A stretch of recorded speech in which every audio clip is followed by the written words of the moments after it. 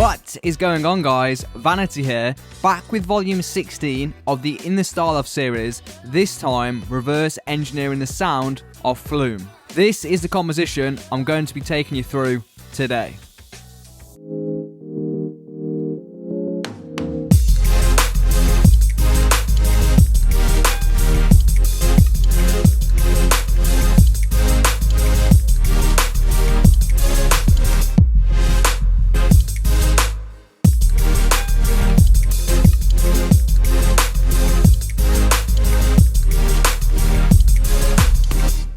As always, the chapter times for each segment can be found in the pinned comment below, so if you wish to skip his biography and move straight into this composition, for example, you can, without missing any of the relevant information for the given chapter. I'll start with Flume's biography, taken from Billboard.com, move into his equipment, and then speak about my breakdown of his signature sound and style. The production techniques behind the composition I just played you will then follow this. The alias of electronic musician and producer Harley Edward Stretton, Flume makes atmospherical dance music inspired by house and UK garage. Born in Australia, Stretton began producing his own music in his early teens. Several years later, he won a competition held by Future Classic and subsequently signed with the label to release a 2011 EP featuring the track Sleepless. The following year, he delivered his debut self-titled solo album, which featured guest appearances from Chet Faker, Jezebel Duran, and Moon Holiday, among others. In his homeland, it topped the ARIA album chart and went double platinum. In the US, it was issued on the Mom and Pop label. A deluxe edition of the debut album followed in November of 2013, with cred-enhancing contributors from Ghostface Killah, Boldy James, M.O.P. and Killer Mike. In the same month, he released his and Faker's collaborative Lockjaw EP and toured the US with Disclosure. Several ARIA awards, including Producer of the Year, Breakthrough Artist, and Best Dance Release, were handed to him the next month. Stretton spent the next couple of years touring and released the single Some Minds, a collaboration with Mike Snow's Andrew Wyatt in 2015. His 2016 sophomore set, Skin, featured collaborations with Tove Lo, Aluna George, Little Dragon, Vic Mensa, and Beck.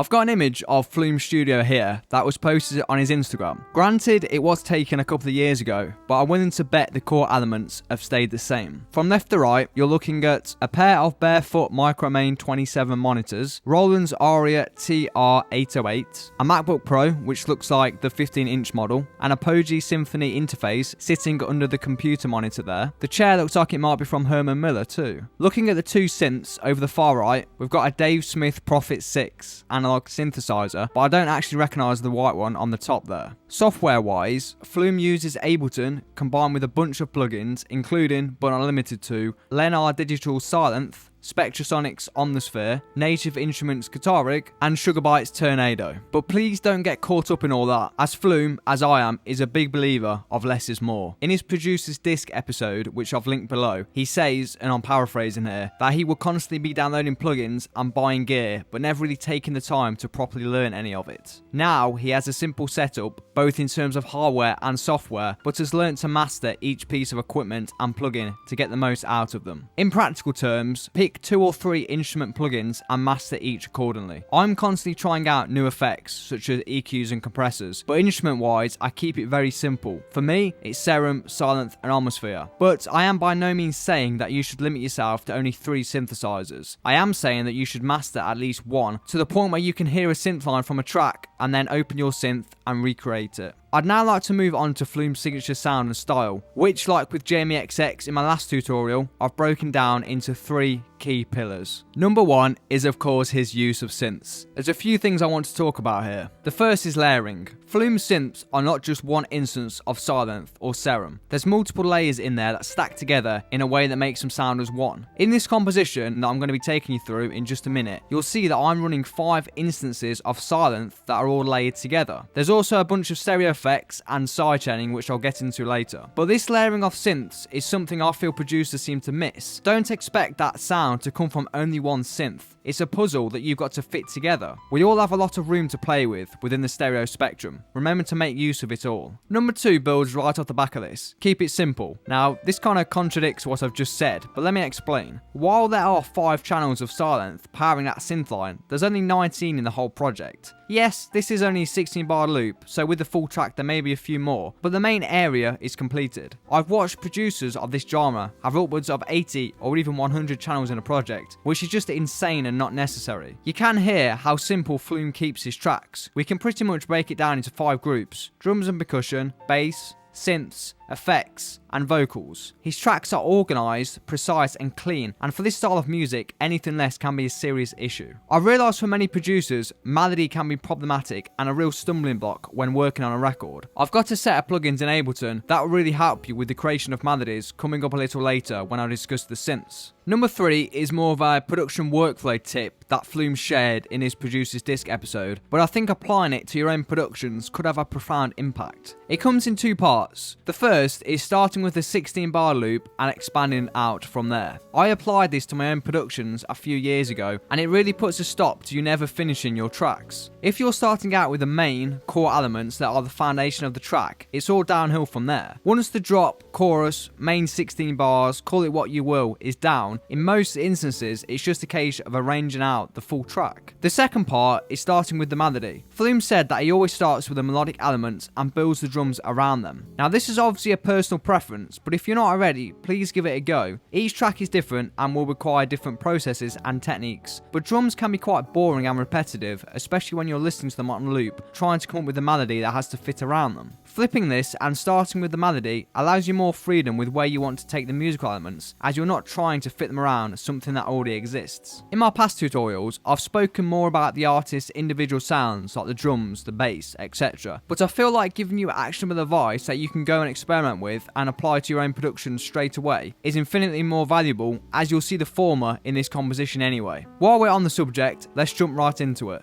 As we've just covered, starting with the musical or melodic components first, let's start with the synthesizers in this composition. Here's what they all sound like together, soloed.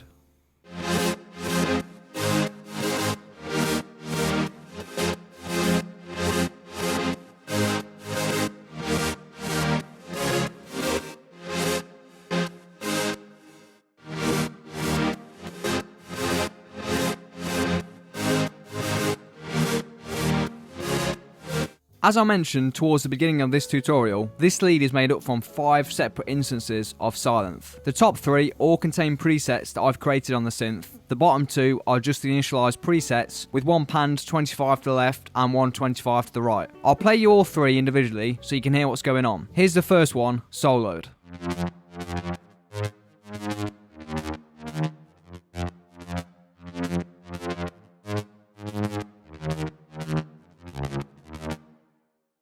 And the second.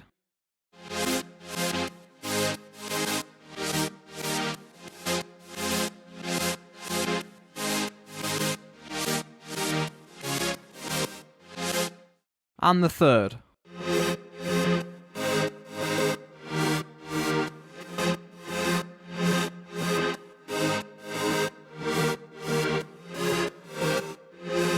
I may as well play the bottom 2 as well.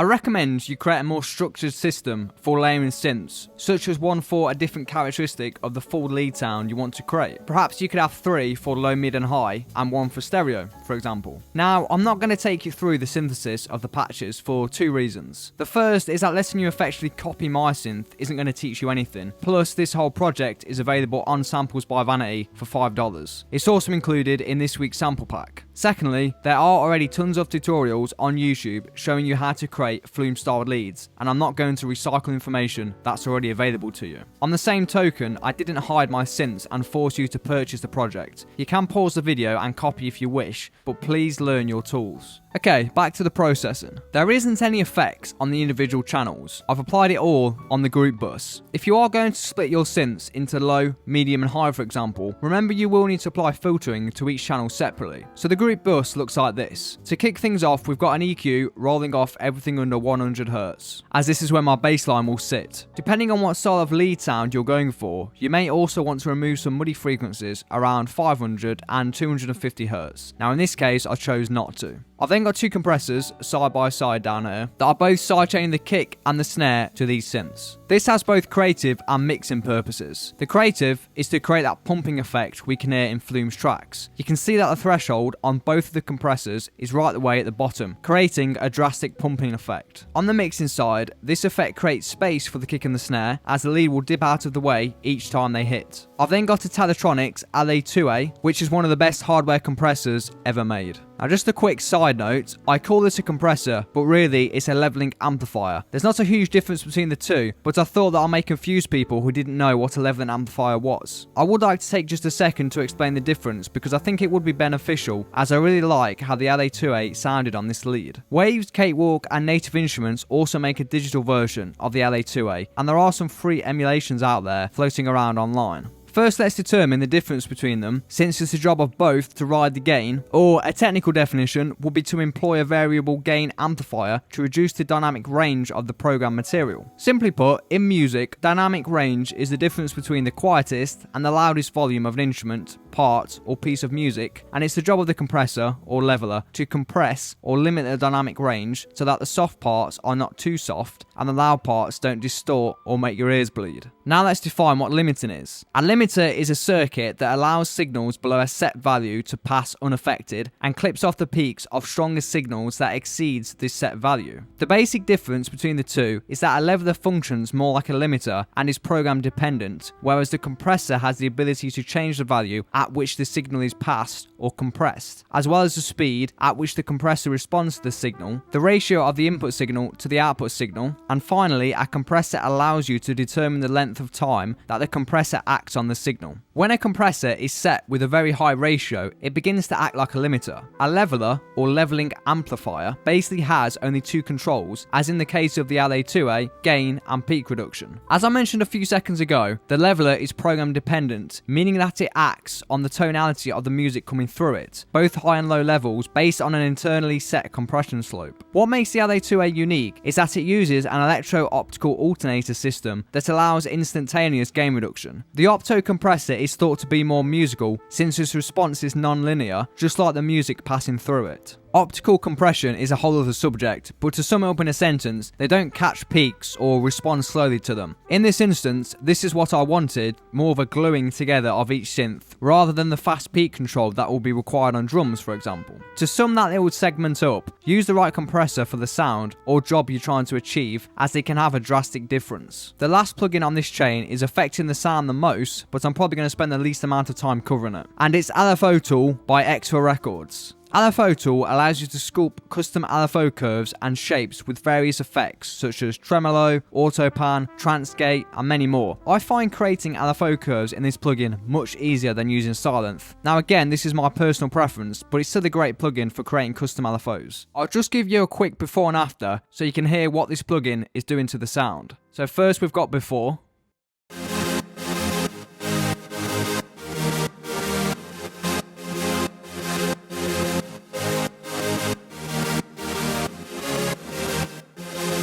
And then after.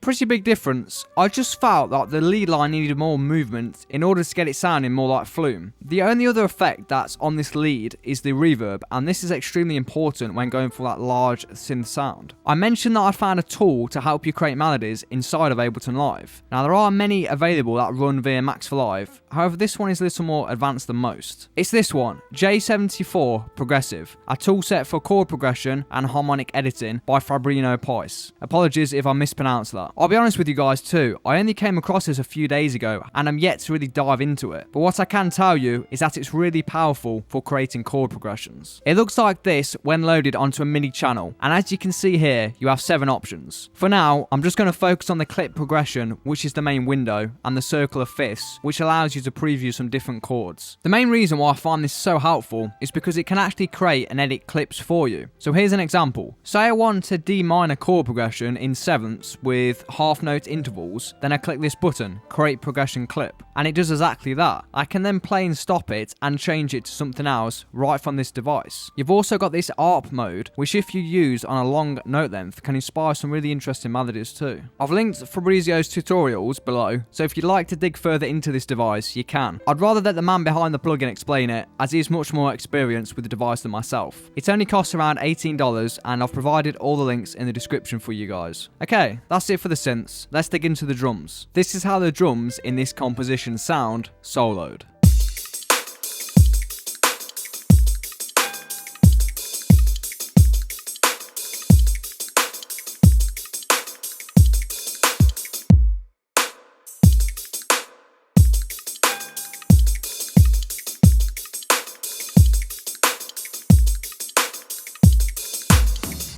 You can see that the drum groove is made up from 3 main groups: kick, snare, and percussion. I've got 2 kick drums, 2 snare drums, and a metal hit, 2 different percussion loops, one panned hard right, the other hard left, 2 tom drums, a reverse crash cymbal, and a hi-hat loop. As always, all of the sounds you just heard, along with a couple hundred more, can be found in my Flume sample pack, available on Samples by Vanity. This whole project is also included in the pack, link to which can be found in the description. Now there's 2 versions of the project, the one you're seeing here, and another one I've made up with all Ableton plugins. Still got Silence and Serum, etc. All the instrument plugins are the same, but all the effect plugins have been converted to Ableton ones, as I do appreciate not everyone watching this is going to own some of the plugins that I've got here. So let's start with the kick drum. This is how it sounds soloed.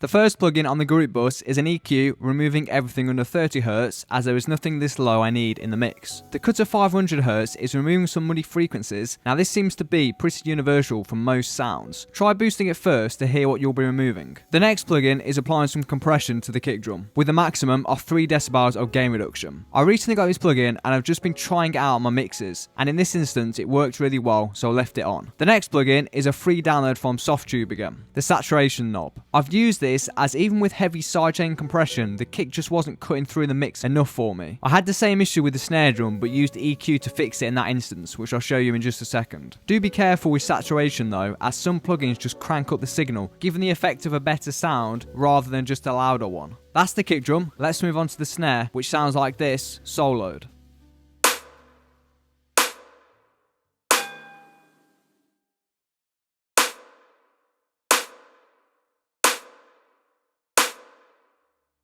I've got a similar EQ configuration on the snare drum, rolling off everything under 100Hz this time as opposed to 30Hz, with the same cut of muddy frequencies at 500Hz. The next plugin is Slate's Virtual Mix Rack, which essentially lets you house a wide selection of EQs and compressors inside. The compressor isn't really doing anything of interest, just taking off around 3 decibels of gain reduction. I do like using a compressor when using 2 or more snare drums, as it can really help just to glue them both together a little more. I've got this Air EQ module in here that's boosting 10 kHz by 1.5 decibels. Only very subtle, but it really helps the snare cut through the mix, mainly that busy synth line. The reason I've used these Air EQs is because different EQs can serve different purposes. Some EQs are meant or better suited to be used in more of a surgical manner, such as the EQ I've been using in this track and FabFilter's Pro Q2, and some EQs can be more musical sounding, such as this Air module. Just a side note for anyone running EQs on their master output, make sure it's in linear phase mode. Regular EQs have a phase shift between the different bands. When you cut or boost, say at 500Hz, that frequency range is technically delayed by a tiny amount, which causes smearing. Smearing is a fancy word for colorization. Essentially, a cut or a boost will color the signal being passed through the EQ. Now, while this can sometimes be good, generally it's unwanted, especially for surgical EQing. Linear phase EQs, on the other hand, do not alter the phase and keep all the frequencies 100% in phase. In other words, all the frequencies pass through the EQ at the same speed, resulting in zero phase issues between bands. This makes them ideal candidates for mastering when you really only want to work on a very specific frequency area of your sum signal without affecting those adjacent. Alright, I just want to quickly cover the percussion. It sounds like this all together.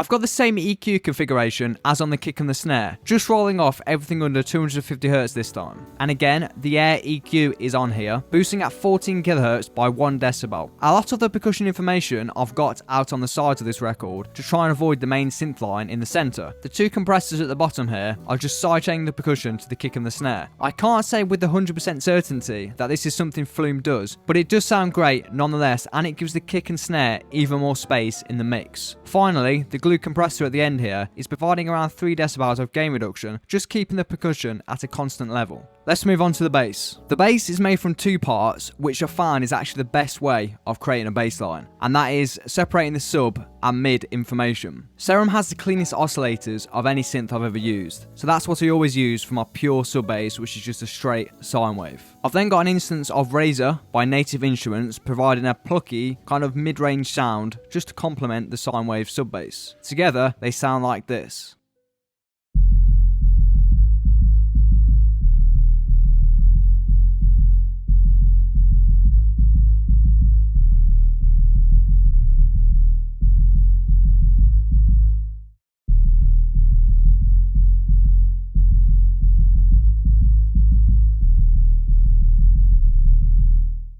It's also worth noting that I've got everything above 100Hz rolled out of the sub bass, and the opposite configuration on the pluck sound in order to avoid them overlapping each other and causing any conflicts. The group processing looks like this: an EQ rolling off everything under 20Hz and above 300Hz. The 300Hz roll off is kind of self-explanatory, but the 20Hz roll off is simply because nothing that low is heard and it otherwise eats up headroom. There are a bunch of other reasons for removing frequencies that low, such as speaker flutter, or if you cut into vinyl, etc. I've already spoke on the LA2A, so I won't cover it again, but this last plugin is kind of cool. You'll remember I've been using the Max Bass plugin from Waves in previous tutorials. However, I've recently sold my Waves bundle, as that was really the only one plugin I was using consistently. This plugin is my substitute, although I've actually found it to be more effective. This little plugin allows me to add upper harmonics to bass fundamentals. These harmonics simulate a psychoacoustic bass enhancing effect in the listener, giving even the smallest speakers greater translation of low-end frequency sources. I'll give you a quick before and after so you can hear what's happening. First, we've got before.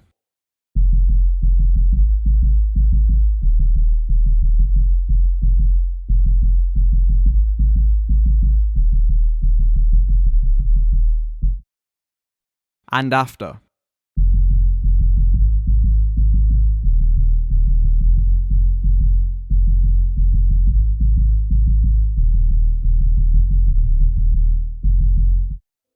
So as you can hear, it just adds in some upper range mid harmonics. Just a quick side note as well, Waves have got a huge sale on right now. That Max Bass plugin is only $30. You can even pick up the Waves Gold bundle for $200. Normally it's closer to just shy of $1,000. Moving on to the mastering chain. We're starting off the chain with this EQ plugin, which is removing everything under 100Hz and boosting at 10 kHz by 2 decibels on the sides of the record. Cutting low frequencies out of the sides is a practice I undergo just to clean up the stereo image of the track. The boost at 10 kHz just lifts the top end and provides some sparkle, which also sounds great on vocals. I'm always rolling off everything above anywhere from 13 kHz to 15 kHz, as it really neatens up the high end. Also, if you turn your track way up on headphones, that high end can really hurt your ears unless properly controlled. I've then got some gentle glue compression. A gentle touch of compression in the mastering stage is usually always a must, especially if we're looking to achieve that tight and controlled sound of Flume. The two next plugins are the PSP old timers, one compressing the mids and one the sides. The last plugin on here is PSP's Xeon Limiter. I'm using this to level the track to around minus 10 decibels RMS, while only taking off a few decibels on the gain reduction meter. Usually I never go above 3 decibels of gain reduction. I've left 0.2 decibels for any intersample peaks that may occur on the listener's end, even though this plugin has got a button that's supposed to compensate for intersample peaking, so I could take it to 0 decibels, but I guess I just like to be thorough.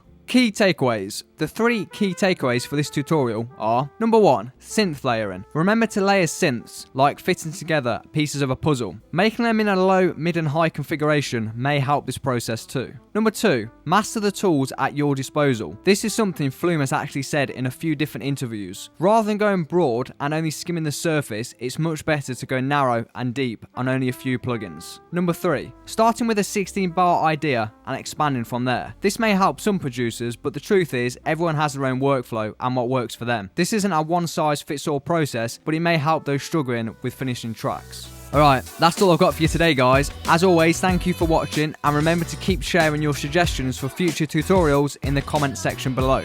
I'll talk to you guys in the next one. I'm out. Peace.